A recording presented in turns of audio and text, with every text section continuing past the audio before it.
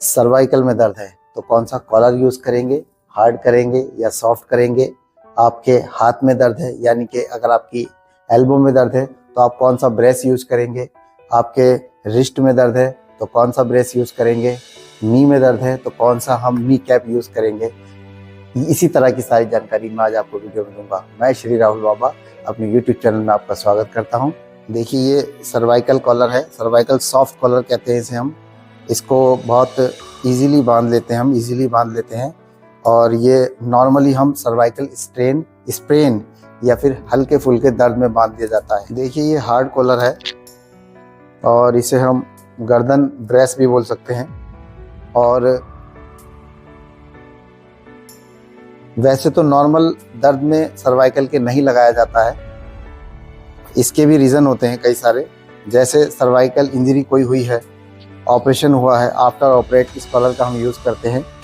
इस कॉलर को hard collar बोलते हैं, गर्दन ब्रेस भी बोल सकते हैं हम इसे।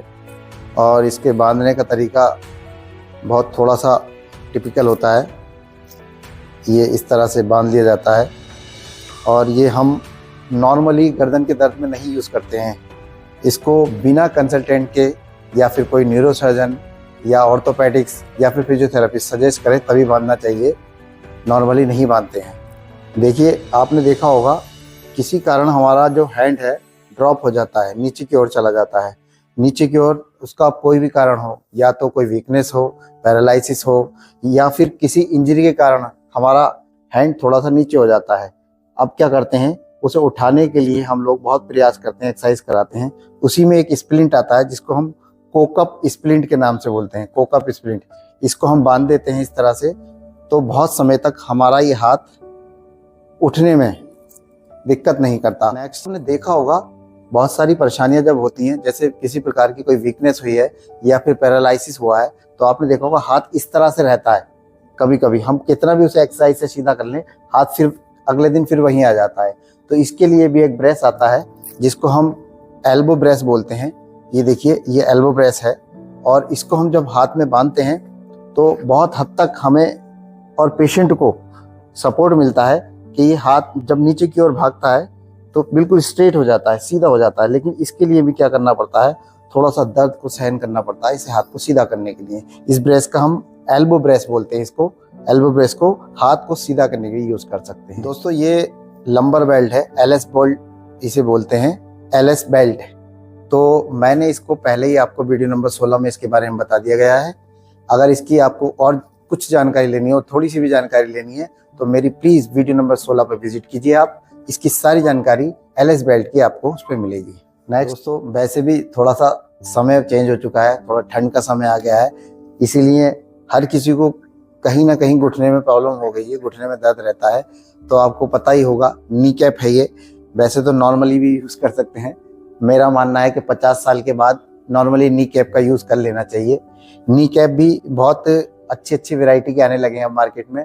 लेकिन कहीं अगर थोड़ी सी प्रॉब्लम आपको चलने में आ रही है, नीज में कोई प्रॉब्लम हो रही है, दर्द हो रहा है, तो प्लीज़ नी कैप का यूज़ करें, क्योंकि नी कैप बहुत सपोर्ट देता है हमें चलने में, बैलेंस तक हमारा बढ़िया से बनाता है। ये तो था दोस्तों नी कैप। अब आपने देखा होगा बहुत से लोगों के लिगामेंट इंजरी हो जाती है, नीज में लिगामेंट इंजरी हो जाती है तो ऑपरेशन तक की नौबत आ जाती है। कुछ लोग तो ऑपरेशन करा भी लेते हैं दोस्तों।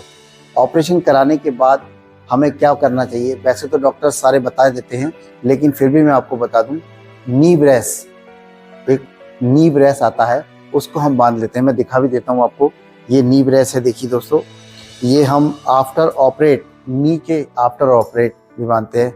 जिनके घुटने रिप्लेस हो जाते हैं उनको भी कुछ समय तक बंधवाया जाता है, या फिर जिनके इंजरी होती है उनको भी। या फिर एक कंडीशन इसकी बांधने की तब होती है, मान लीजिए पैरालिसिस हुआ है, आपके पैरों में वीकनेस है, लेकिन नी आपका लॉक नहीं हो रहा है, नी लॉक नहीं हो रहा है, जब आप चल रहे हैं तो ये मुड़ जाता है, बार बार मुड़ जाता है। तो इसको लॉक करने के लिए हम लोग नी ब्रेस का, नी इमोबिलाइजर भी बोलते हैं इसको, इसका हम यूज़ करते हैं। बहुत अच्छा सिंपल सा यूज़ है इसका और बहुत काम का ब्रेस है ये। आपने देखा होगा कुछ लोगों में क्या है, जब हम चलते हैं तो हमारे आर्च में, हमारे तलुए में दर्द होता है। जैसे मान लीजिए कुछ लोग क्या करते हैं, जब चलते हैं तो हल्का सा ऐसे पैर को हल्का सा ऐसे उठा के चलते हैं। आपने कोई पूछा होगा क्या हुआ, तो वो बताते कि यार मेरे तलुओं में बहुत ज़्यादा दर्द, मेरे आर्च ऑफ फुट में ज़्यादा दर्द है। तो उसके लिए मैं आपको बता दूं, ये देखिए, ये एक सिलिकॉन का आता है जिसे हम सोल बोलते हैं, हील सोल भी बोलते हैं, और इसको हम बहुत इजीली तरीके से यूज़ करते हैं। ये हाफ में भी आता है दोस्तों, जैसे ये अभी मेरे पास हाफ तो है नहीं, लेकिन ये हाफ में भी आता है। हाफ केवल एड़ी का आता है, लेकिन ये फुल वाला है। इसको हम बहुत इजीली यूज़ करते हैं, शूज़ में डाल के यूज़ कर सकते हैं, और बहुत हद तक किसी भी मेडिसिन की, किसी भी एक्सरसाइज की ज़रूरत नहीं पड़ेगी, और आपका चलते चलते चलते चलते पता नहीं किस समय वो दर्द चला जाएगा, आपको पता ही नहीं लगेगा। तो दोस्तों इस सोल का भी यूज़ कर सकते हैं आप। नेक्स्ट होगा दोस्तों कभी कभी हमारे हाथ की एक उंगली इस तिरछी सी, इस टेढ़ी, ये ऐसी हो जाती है, देखिए थोड़ा तिरछी सी। तो सब उंगलियां तो सीधी खुलती हैं, लेकिन ये थोड़ा सा अलग भागती है, चाहे वो ये हो, चाहे वो ये हो, चाहे वो ये हो। तो हम डॉक्टर्स के पास जाते हैं, हम बताते हैं कि यार ये उंगली हमारी ये ऐसे टेढ़ी है। जब हम हाथ जोड़ते हैं तो ये इस तरह से भागती है। तो देखा होगा आपने, इसके लिए भी एटलीस्ट ये एक हमारी फिंगर, छोटी सी फिंगर, इसके लिए भी एक स्प्लिंट आता है। देखिए मैं आपको दिखा दूं, ये छोटा सा स्प्लिंट है, ये फिंगर स्प्लिंट कहलाता है। ये देखिए, ये इसका यूज बहुत सीधा सिंपल सा है। इसको हम केवल फिंगर को 1 बाय 1, एक एक फिंगर को हम सीधा करने के लिए इसको यूज कर सकते हैं। और इसको यूज करने का भी टाइम कंसल्ट टू फिजियोथेरेपिस्ट, तो आप वो बताएंगे आपको कैसे यूज करना है, कैसे नहीं यूज करना है। बहुत अच्छा स्प्लिंट है, बहुत कम लोगों को पता होता है कि फिंगर का भी स्प्लिंट आता है। देखिए आपके सामने है ये, और बहुत जल्दी फिंगर को आपकी सीधा कर देता है। लेकिन क्या है, ये बांधते समय विशेष ध्यान रखें, इसे थोड़ा सा उंगली को ट्रैक्शन देके हल्का सा सीधा करके तब इसे बांधा जाता है। दोस्तों आपने अभी तक लंबर बेल्ट के बारे में तो सुना ही होगा। लंबर बेल्ट क्या है, हमारे जो कमर के नीचे वाले पार्ट में दर्द होता है, वो दर्द को थोड़ा सा कम करने में हेल्प करती है। और क्या है, जहां हम झुकते हैं, झुक के कोई चीज उठाते हैं, तो हमारी वो लंबर बेल्ट हमें उस चीज को झुकने के लिए रोक देती है, हमें याद दिला देती है कि हमारे कमर में कहीं ना कहीं दर्द है, और हम वो काम झुक करके नहीं करते। क्योंकि कमर में जब दर्द होता है तो हमारा झुकना सबसे पहले अवॉइड होता है, झुकना सबसे पहले बंद किया जाता है। तो मैं बता दूं, वो तो लंबर बेल्ट की बात थी। अब हमारे पास एक स्पाइन की डोर्सो स्पाइनल बेल्ट, यानी कि टेलर ब्रेस भी बोलते हैं उसे हम, वो आती है। दोस्तों उसका यूज आपने देखा होगा, किसी की स्पाइन जब ऑपरेट होती है, रीढ़ की हड्डी जब ऑपरेट होती है, वो चाहे किसी इंजरी के कारण हो, या किसी नर्व कंप्रेशन के कारण हो, या फिर PIBD प्रोलैप्स हुई हो कोई डिस्क उसके कारण हो, या फिर कोई बहुत ज़्यादा जिसका कर्व, जैसे हम बोलते हैं, जिसका स्पाइन का कर्व हल्का सा टेढ़ा हो जाता है, कोई आगे झुकने लगता है, कोई पीछे होने लगता है, तो हम उसको अलग अलग तरह से बांटते हैं, लॉर्डोसिस, लंबोसिस, बहुत सारी परेशानियां होती हैं। तो उसके लिए मैं आपको दिखा दूं, एक बेल्ट हमारे पास, इस डोर्सो स्पाइनल बेल्ट, देखिए ये पूरी बेल्ट जाल की तरह होती है, एक बैक पे सपोर्ट होती है बड़ी अच्छी सी। आफ्टर ऑपरेट, स्पाइन के आफ्टर ऑपरेट तो इस बेल्ट का यूज होना ही होता है। डोर्सल अगर ऑपरेट हुई है किसी कारण से, आपकी स्पाइन का पार्ट होता है डोर्सल, अगर वो ऑपरेट हुई है तो उसमें इस बेल्ट का बहुत अच्छे से यूज़ किया जाता है, और इस बेल्ट का वहाँ बहुत अच्छा रोल है।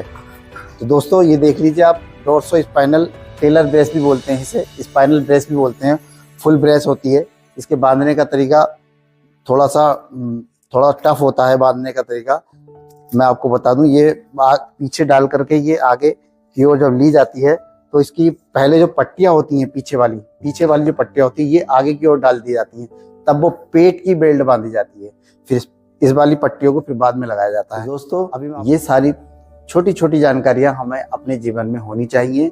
इसी तरह की थोड़ी थोड़ी जानकारियां, एक्चुअली मेरे पास बहुत सारे फ़ोन, बहुत सारे मैसेज आते थे, केवल बेल्ट के लिए नहीं, कभी हमारे हाथ में दर्द तो हम कौन सा ब्रेस यूज़ करें, हमारे रिस्ट में दर्द है तो हम कौन सा ब्रेस यूज़ करें। तो मैंने आज ये सब सारे कलेक्ट करके, सारे इकट्ठा करके आपके लिए एक छोटी सी वीडियो बनाई है। इस वीडियो को आप पूरा देखेंगे तो ज़्यादा बेहतर रहेगा, क्योंकि इसमें हर वीडियो में कहीं ना कहीं किसी न किसी काम का कोई भी ब्रेस जरूर दिया है। तो दोस्तों फिर मैं एक बार आपसे अलविदा लेता हूँ। मैं श्री राहुल बाबा अपनी अगली वीडियो में आपका फिर से स्वागत करूँगा। नमस्कार।